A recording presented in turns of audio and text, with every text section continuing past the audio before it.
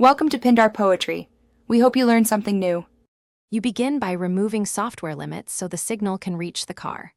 On your iPhone, disable any volume limit and turn off sound check. This prevents automatic leveling.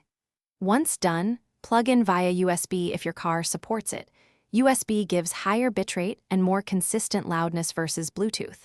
If USB isn't possible, pair via Bluetooth and ensure the phone's media volume is high. Make sure the car source is set to the correct input before moving to audio settings. Now you optimize the signal path so the system converts power into louder sound. Start by increasing the head unit's input gain or sensitivity.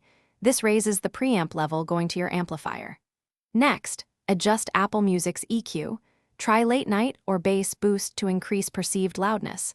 Small boosts at 100-200 Hz and 25K Hz help clarity. Once done, turn off the car's loudness compensation or any limiter that reduces peaks, and confirm proper balance and fader for full stereo impact.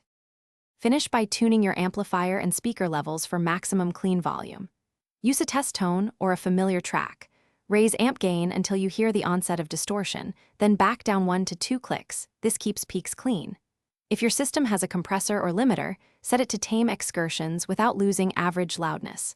If volume remains low, swap cables, try another source, and inspect speaker wiring.